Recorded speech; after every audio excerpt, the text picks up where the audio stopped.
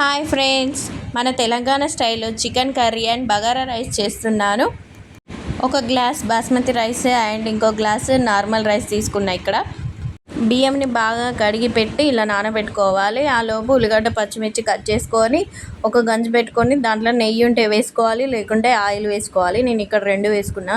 ఈ మసాలాలన్నీ వేసుకోవాలి. మనం అవి లైట్గా వేయించుకోవాలి. తర్వాత ఉల్లిగడ్డ పచ్చిమిర్చి కూడా వేసుకొని గోల్డెన్ బ్రౌన్ కలర్ వచ్చేదాకా ఫ్రై చేసుకోవాలి. కొంచెం ఉప్పు వేసుకుంటే తొందరగా ఫ్రై అయిపోతాయి.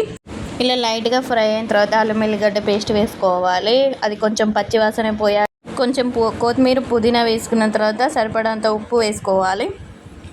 2 మినిట్స్ అట్లా ఫ్రై చేసుకున్న తర్వాత వాటర్ పోసుకోవాలి. ఒక గ్లాస్ రైస్కి 1.5 గ్లాస్ వాటర్ పోసుకోవాలి. నేను 2 గ్లాసెస్ తీసుకున్నా. ఇక్కడ 3 గ్లాసెస్ వాటర్ పోసుకుంటున్నా.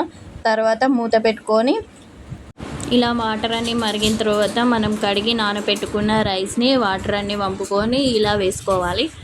పైన ఇలా నిమ్మకాయ పిండుకుంటే మనకు రైస్ చాలా పొడి పొడిగా ఉంటుంది. ఒక్కసారి ఇలా మంచిగా కలుపుకొని మూత పెట్టుకోవాలి. 10 మినిట్స్ తర్వాత ఓపెన్ చేసి చూసి మంచిగా కలుపుకొని మళ్ళీ ఒక 5 మినిట్స్ ఉడికించుకున్న తర్వాత పైనుంచి కొత్తిమీర వేసుకొని ఒక 2 మినిట్స్ ఉంచి గ్యాస్ ఆఫ్ చేసుకోవాలి.